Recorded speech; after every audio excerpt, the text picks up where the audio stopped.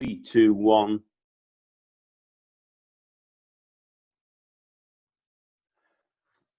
So we talked about a lot of the topics there. With when you're not actually deep in the telecoms industry, you realize what kind of buzzwords and three-letter acronyms and four-letter acronyms that we use in our daily language.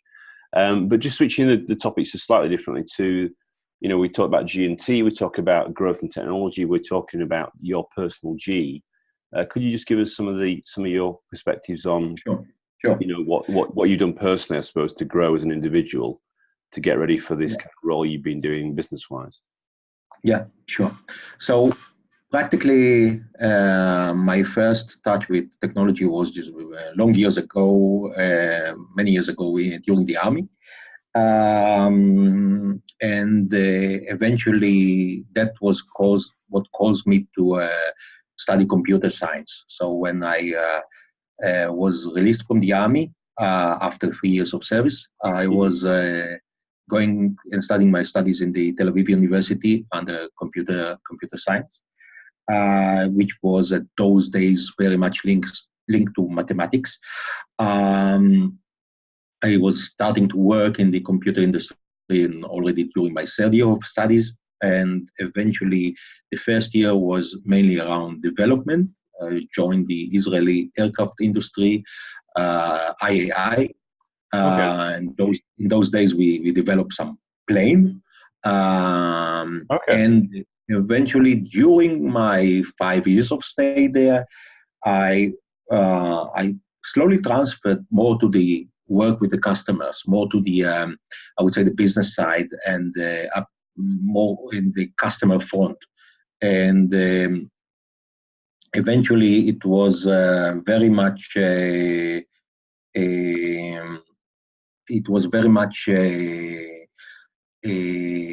into working with different sorts of customers. Some of them were airline companies, some of them were airline manufacturers, and practically selling them or showing them some of the things that we have developed and done over there. And I think that was the fact that I was doing my career change and decided to move more in the direction of front-end customer working rather than staying in the back office and doing the R&D job, which for me at a certain point of time was starting to be very boring. Surely not. But it sounds like, so just on the timing, so you said you did military service 3 years. Do you do that from like, I don't know, 17 or 18 till 21? Is it the same? It was from 18 to 21. Right. 18 to 21. And then you go to university. Then I went to the university for another 3 years. From 21 to 24, I had like half a year break, and eventually I decided, and that's practically linked to my previous sentence, is that to continue my studies under the Faculty of Management with the learning marketing and IT. Right. So eventually those were the directions that I follow up. Eventually another 3 years, maybe a bit more, because you need to deliver also in your MSc also a master work, so it took like 3.5 years. Yeah. And eventually, after I finished my studies, I stayed more in the Israeli aircraft industry, and eventually then I decided to really join the international market. I think those were the years when the Israel as a startup nation was just starting to form. I would say when I finished my studies, there were many few startups. In Israel, it was more the big industries, the traditional industries, big IT companies, but there were not too many of the small startups.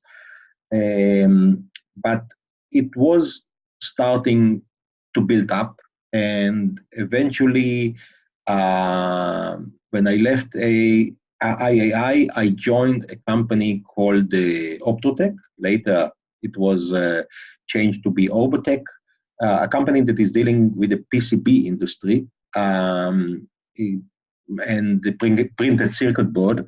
Oh, right. Okay. Yeah. And the company developed a product which was laser based, that was practically creating a digital image out of your printed circuit board, to help you check the right design and to help you avoid mistakes before you print a series before you go into manufacturing. Yeah. Okay. Correct. So it was first in this industry, you manufacture a film, you create a film in which you see what you have done as a design, check the design, and also at this stage we were creating a digital image and checking that the design is correct. So from spaces and so on, and there are heat issues over PCBs and so on. The industry moved quite a bit in the last 30 years or so, but still it was like. So that sounds like an important piece of software, because obviously it can save people making mistakes in the manufacturing process, I presume. Yeah, it was at that time. At that time, it was a revolution in this market segment, because beforehand, people were creating a design, and there were other people that were doing the QA. So practically, watching by holding the film or the PCB that was manufacturing in single pieces, and looking at it in their eyes and see if they see anything which is wrong. Oh, right. So doing like a manual visual check. Manual inspection, and eventually, when we penetrate the market, it was very much into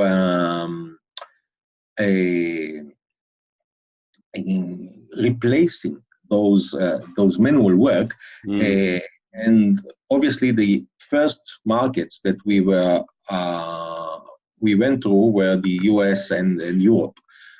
Because so you basically sold it to people like Intel and people like that, I presume, and AMD. Yeah, there were two kinds of customers. The big computer manufacturers like Intel, HP, IBM, Siemens, those companies that produce PCBs for their own use. And there were what we call the PCB shops. PCB shops are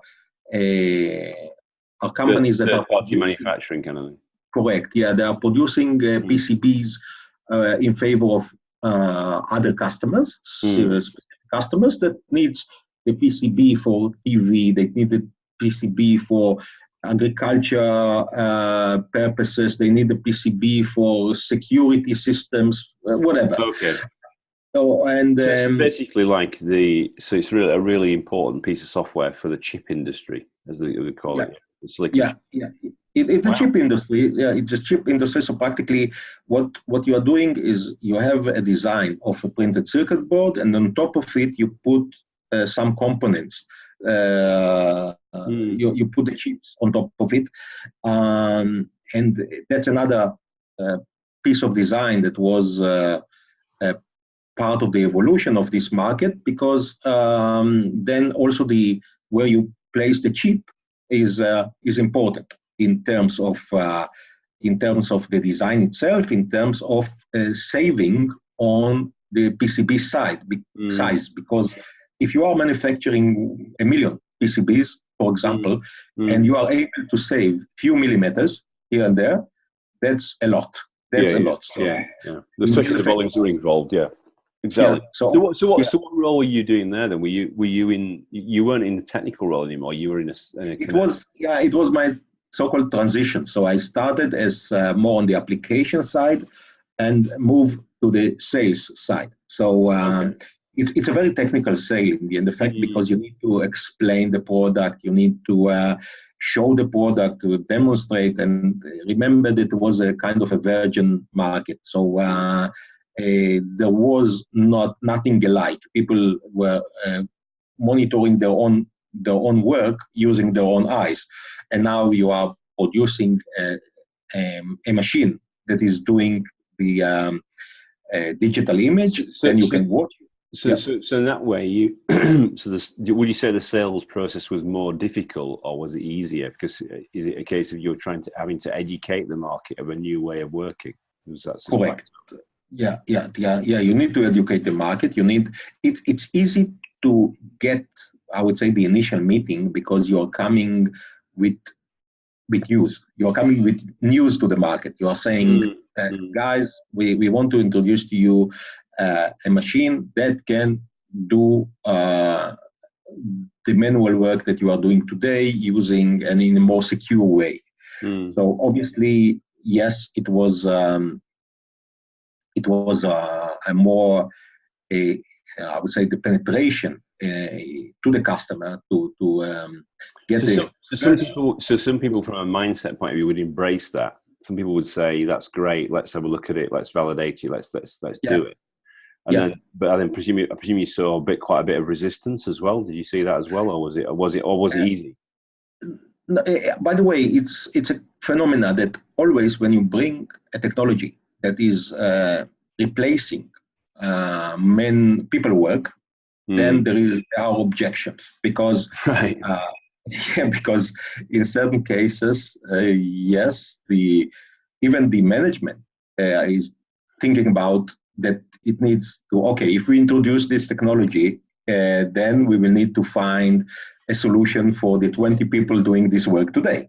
What are we doing with them? And so it's like the fear, uncertainty, and doubt kicks in then, basically. Is that what you're thinking? Yeah. By the way, I think one of the most impressive experience that I had was it was not very long after the wall collapse in Germany. And by the way, when I was working for Optotec, I was relocated to Germany for 3 years. All right. So I went to a city called Jena in eastern Germany. The whole city, almost the whole city. So this is when the East-West German border went down, the wall. Yeah, the border physically went down. It was like 5 months after the wall went down and people picked the pieces and so on. Yeah. And first, it was an experience because the difference between what was at that time Western Germany and Eastern Germany was so amazing, so obvious. Market. Yeah. Okay. Everything. So you just crossed what used to be the border, and the streets were changing, the houses were changing, the view was changing, everything was different. And Jena was a city of 105,000 people, 105. 35,000 out of them work in a factory called Carl Zeiss, which is an Carl Zeiss. Carl Zeiss. Amazing. The lens people. Yeah. So, and then you were able to see what's the meaning of manual work, because the communist regime wanted to get as much as possible people to be occupied, to be busy with something. So in Carl Zeiss, there were 35,000 employees. And also the design work that was, even before Optotec, Orbotec was done on computers, on CAD systems. They were not using CAD systems. They were doing everything manually, drawing huge pages of 1.5 meters on 1.5 meters and so on, and drawing all the PCB on these. Wow. So that's highly skilled, though. Highly skilled piece of work. Highly skilled, but everything was amazingly slow. And if you need to, for example, manufacture a PCB which is similar to an existing PCB, you need to draw everything from scratch. You are not able to practically cut and paste. So going through that experience, I mean that's a very interesting time of history as well. Yeah. It's interesting. When you were talking about that example, then I started thinking about the whole robots, Skynet, the whole thing about, people are worried about automation today and about, they're going to have jobs and all that kind of thing. And yet it's all different levels, isn't it? It's all different levels of maturity. It just shows that when, you were right in the thick of it, when, you probably saw from a business point of view, lots and lots. I mean, did it affect the duration of the sales cycle when you were trying to sell these solutions to these customers? Of course. Did it take a long time? Yeah, and you need to be creative. You need to help practically the employee and the employer, as a matter of fact. So you need to come with suggestions what to do with the existing 20 people that are doing this job today. Right. So they need to learn the machine. They will need to work around the machine, but the emphasis is the capacity that you are able to achieve is much bigger. Yeah. So it's like a win-win. Yeah. It's a win-win. So and you need to take the scares away. And people were scared because of new technology, because it might threaten their workplace. And obviously, when you are coming to a place in which, like Jena, in which so many people are dealing with it because everything was manually, then yes, slowly you need to show them what technology is capable of, and see what solutions and how many people can be still work on the with the technology. And remember that unlike in Western Germany, when you introduce technology and people knew what is a personal computer, what you're talking about, and so on, here you face people that were like 20, 25 years behind. So they never touch a computer before it. So most of them. So that was an issue. That was something that. So it sounds like there's a skill there that you've developed about helping either the teams or the individuals or the company to help. As you said, you get creative. How do you explain the benefits and to remove the fear, uncertainty, and doubt? Is that kind of, I suppose it's kind of, we're starting to talk about some lessons of sales and how you get those, I suppose, get to convince the organization to take on that new capability or to buy the capability from yourself. Is that what I'm hearing there? Yeah, sure. So creative meaning that you will need, it's not just your value proposition. It's not just your selling point, but you need to look at things also from the customer perspective. Right. So customer in two levels: the employees and the management. Yeah. So the management, obviously, it's easier in this case. It's easier because it says, we can increase the capacity, we can get more money. In some cases, we may be able to save something on manpower.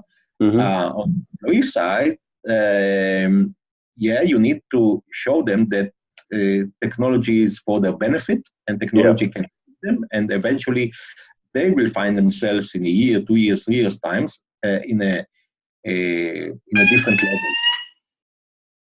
different level. Not mine. I thought there was going to be an alarm here then. No, I understand. Okay. Yeah. Okay. So I suppose if we switch, so that's really good. That was a really good story then, explaining about how your career, I suppose, started in started in the military, and obviously you got that kind of interest. It sounds like on the T side on the technology side, that the military experience, and I won't ask you detailed questions about the military experience because but also the technology, by the way, also the technology of almost 40 years ago, it's not really relevant to today's technology. So saying that, I suppose that my observation, because I've done some work with the US Navy, is that there are elements of when an innovation is created, that it is passed through military, before it goes into the commercial market. So I suppose you do get kind of a bit of a kind of an insight and use of, you know, is there a military application you could apply it to? And given obviously stuff with the Panama Papers, the NIA, you know, all that kind of stuff, you know, over the last few years, then it just highlights that there is some more advanced stuff going on. I suppose one of the things I was just thinking as well was the whole piece around Israel.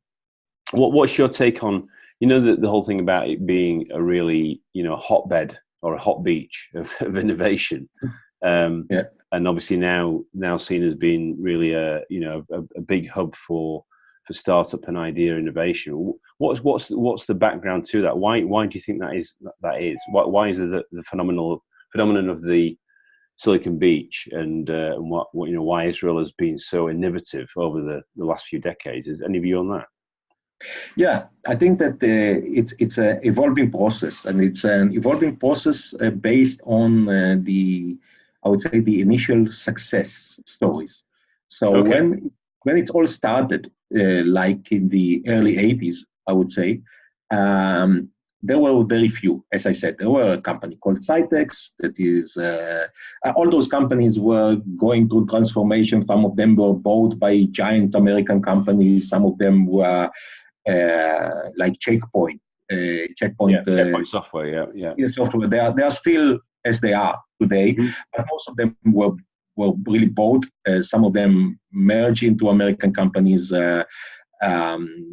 Last stories are a company like Mobileye, for example, that was bought by Intel, and so on. So in the end effect, I think that once people see that there is a willing, or there is a way to bring up new solution, innovative solution, and this may give you a breakthrough in the market, not talking about the challenge or the ability in the end effect to be first having your own dream come true, and then being able to sell it for enormous money in the end effect. That was something that was driving all the the innovative entrepreneurs during the last 30 years or so, and the starts are very tough. So in some cases, until you get the initial funding, or if the initial funding is rather low.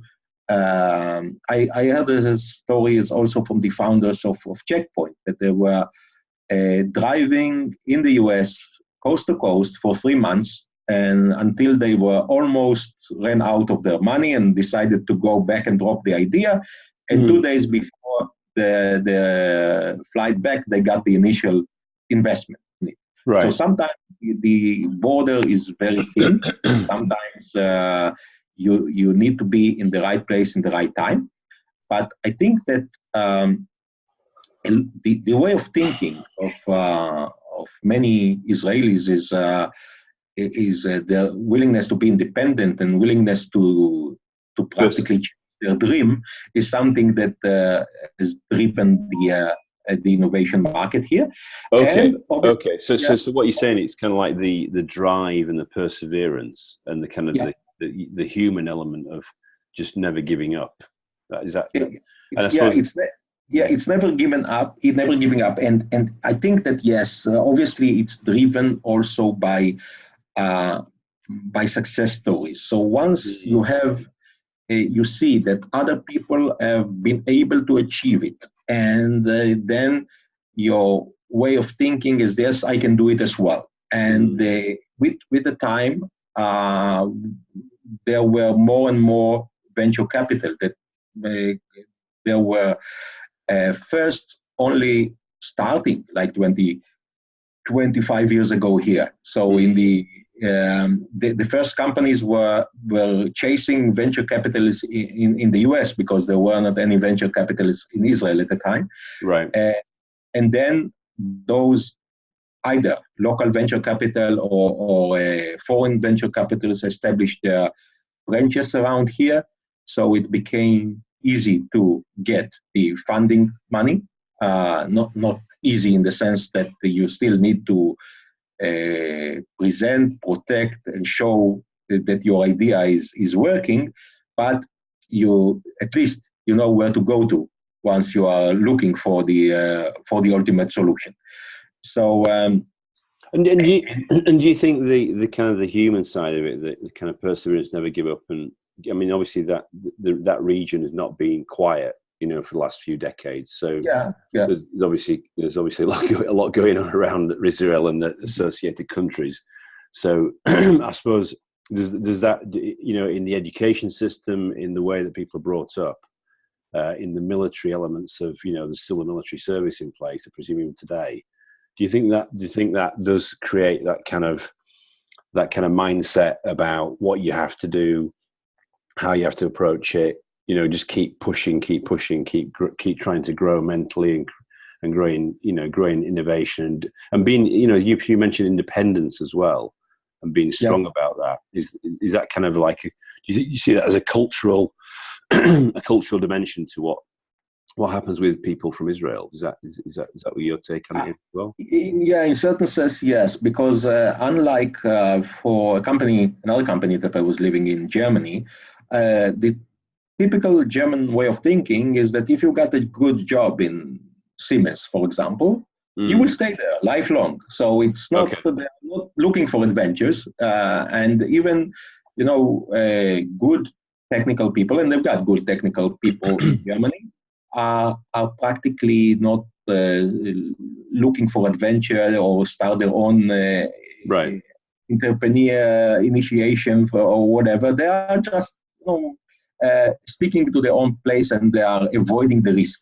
And remember, there is a risk. There is a risk when somebody that has got few years of technology background or even more, or people that have reached senior positions in certain places, took a decision to leave everything behind and start from scratch. Okay? And in the end effect, yes, there are success stories, but 90% of those startups won't become Checkpoint, won't become Amdocs, won't become Mobileye. Some of them will leave. Yeah, some of them will be reasonable companies, but not make the fortune. And some of them will be closed or bought by other companies for small amounts, relatively small amounts. Right. That's life. Yeah.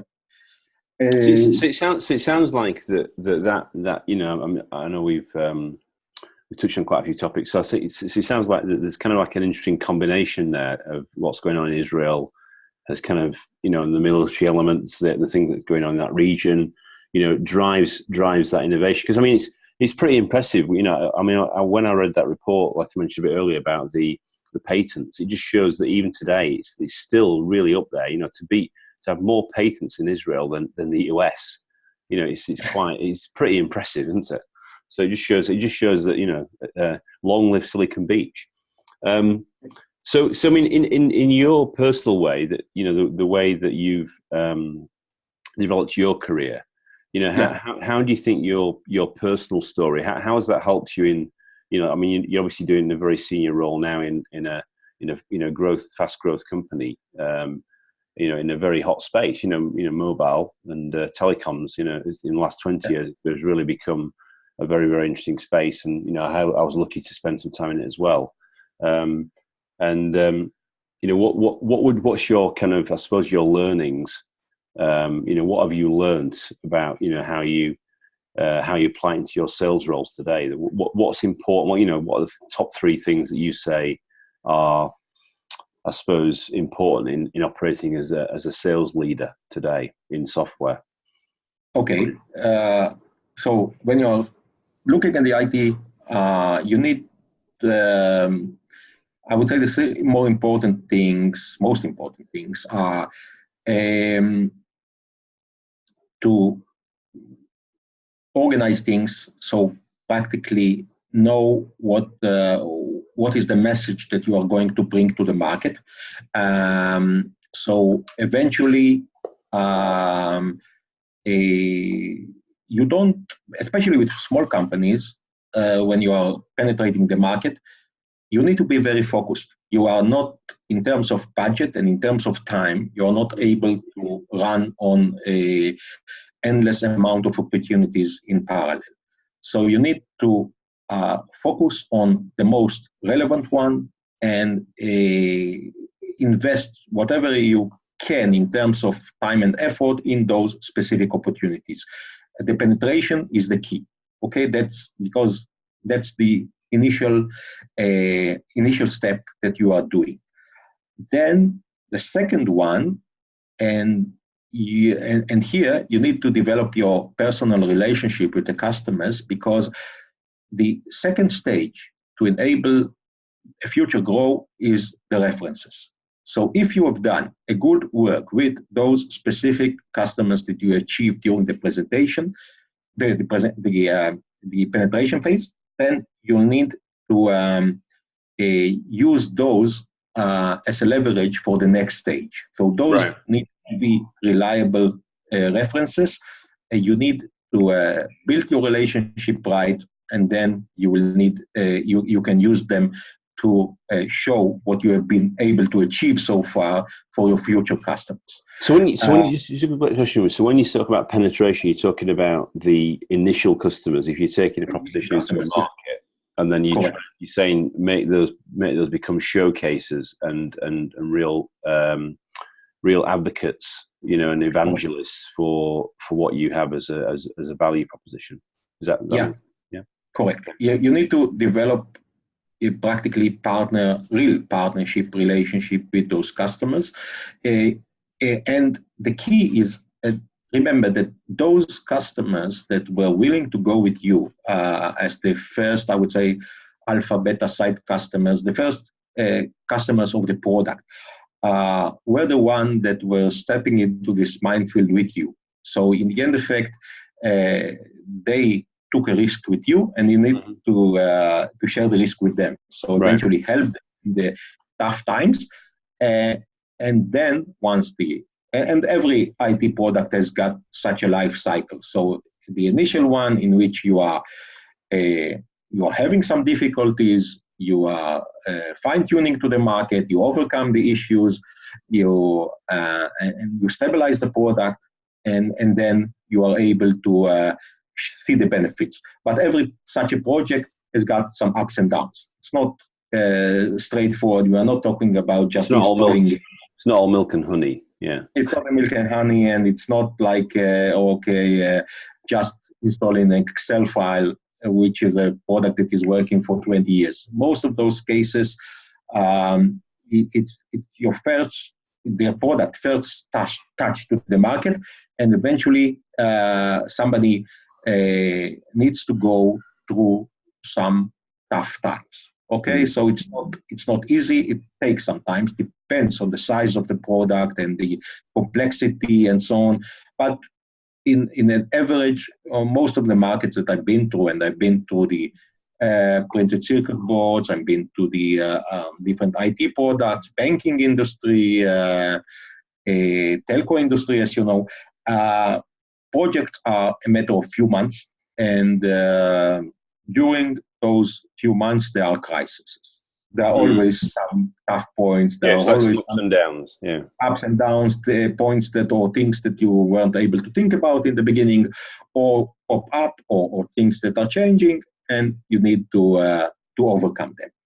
And that was practically stage 2. So building the showcases, building your hold in the reference market, customers. Yeah, and reference customers.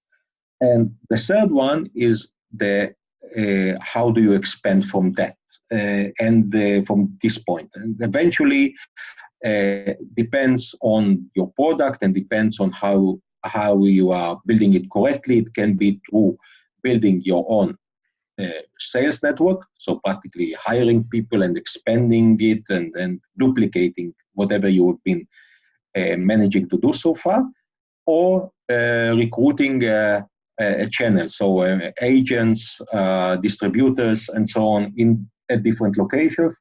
Right. So to get the multiplier effect, so you kind of what you said, you got the foundation in place, and then you scale it. Yeah.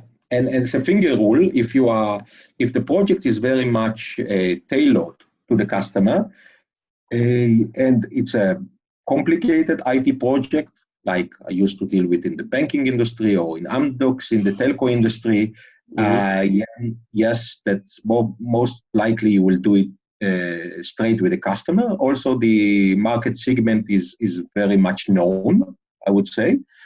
And if you are having a more, I would say, packaged product, that the amount of integration and tailoring is rather low, then you can use distribution agents and dealers to push your product along.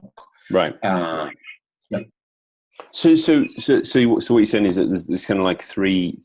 That's your kind of go-to-market strategy. That's your kind of the three things that you're looking at when you're looking at different opportunities to grow, to suppose drive sales growth and drive adoption of the technology or the proposition you're taking out. It's kind of firstly kind of focus and find those customers that are prepared to take the risk and adopt that capability and work with them on delivering the showcase, and then working out how you can scale that by through building a distribution network. Okay, and that's really interesting. Okay, so I suppose in terms of given that tech is now kind of baked into our lives, it's although we've both been around for quite a while and we've seen it develop. And it's interesting that story you said about the PCBs. That was fascinating. That about what you're doing, what you did there with. And how that kind of applying tech into a manual process, and even today, I see in organizations there's still a lot of manual process. Obviously, there's a lot of people still working in these organizations. There's this thing about, what is the automation going to do? What a robot's going to do to things? What a bot's going to do? Et cetera, et cetera.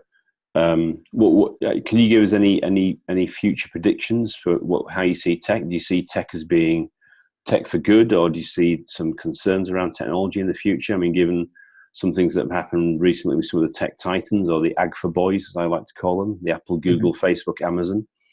Any views on that?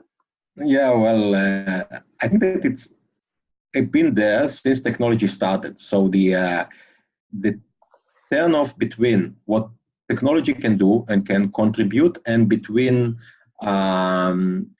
what will employees or people pay for it in the end effect, not pay just in terms of payment, but will technology replace people? And I think that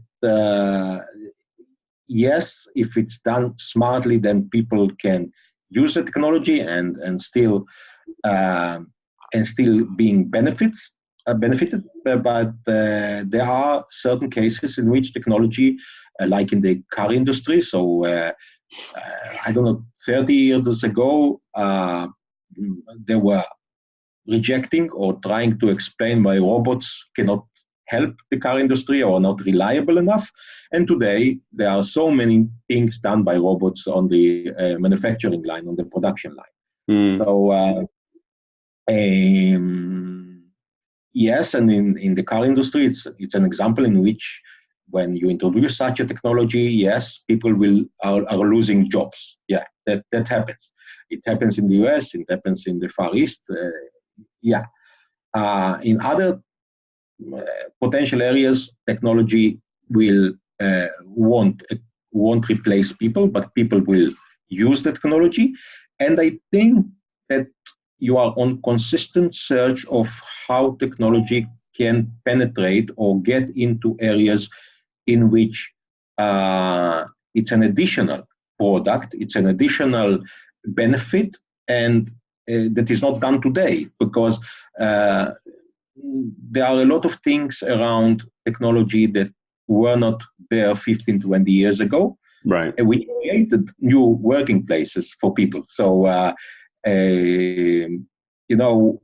just 20, I think 25, 30 years ago, we didn't have handsets, or we never used them in the way we use it today. You mean like the smartphones? You mean, or smartphone handsets? Yeah. Okay. So of course, it started with the very simple phones at the time of Motorola and Nokia in the old days, and then it was evolving, and now it's got so much. And by the way, the power that I have on my PC, on my laptop today, is bigger than the mainframe that were used in when I started the computer market. So things are changing, and new technologies are being introduced. So it sounds like your view is that the kind of it's a fact of life. It's a fact of the progress that the world makes. That everybody needs to keep evolving and keep working out how they can play in this technology world, and technology is not going away. Is that what you're kind of saying?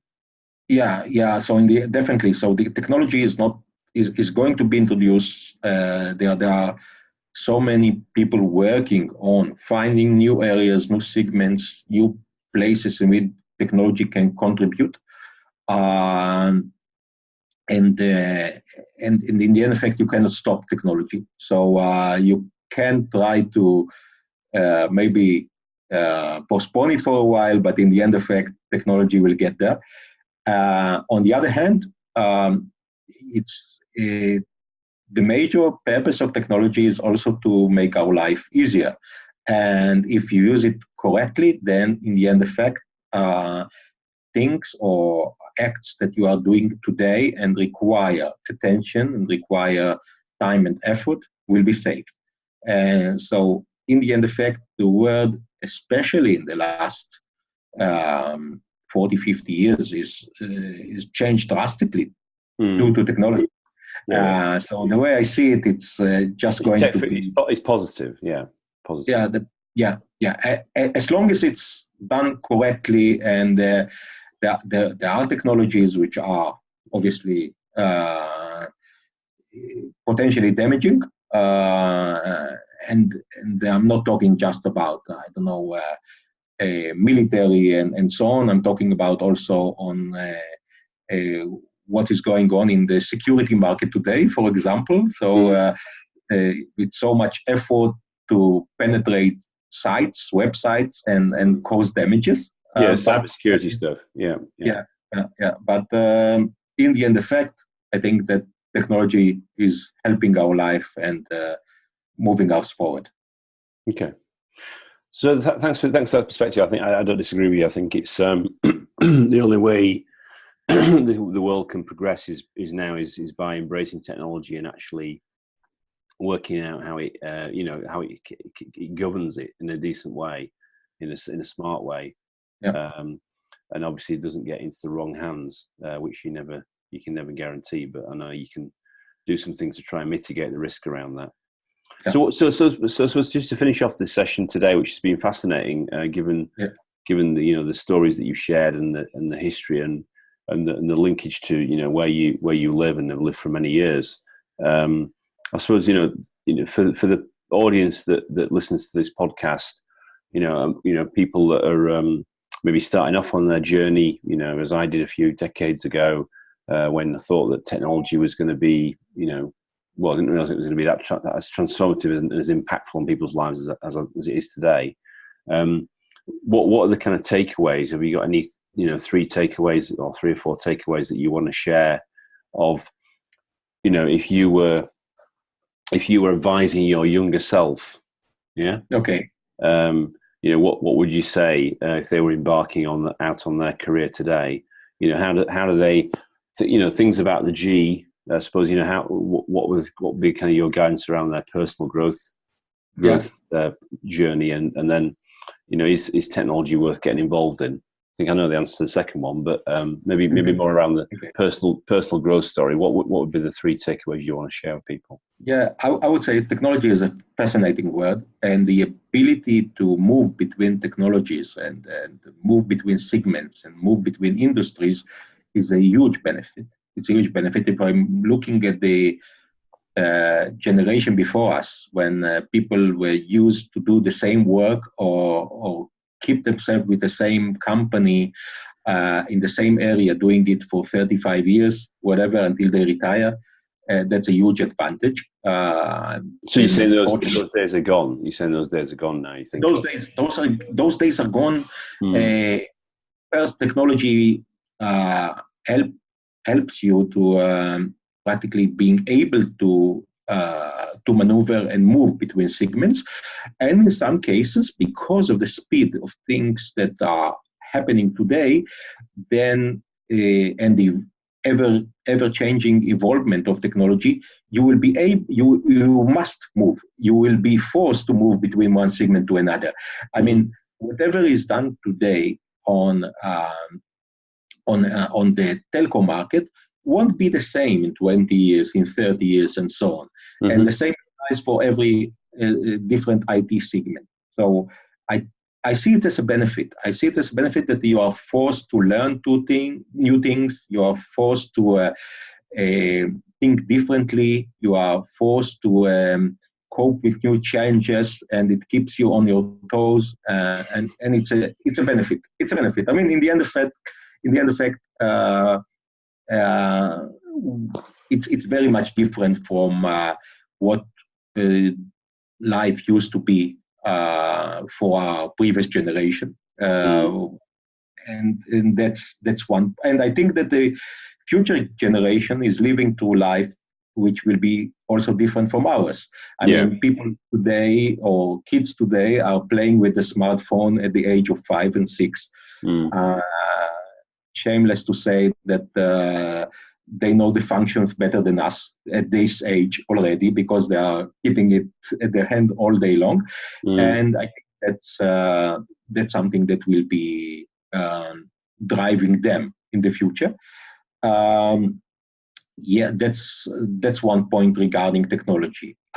Second point is, especially in young age,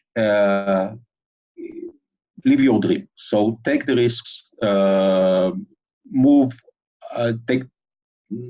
I think that in the end effect, since there is no full security in this market, even if you stick to a single product, because this product will be replaced, changed, or not valid or not relevant anymore in a decade, then if you have a vision, or either of yourself, or you see a vision of somebody else that you want to join and take the ride, do it.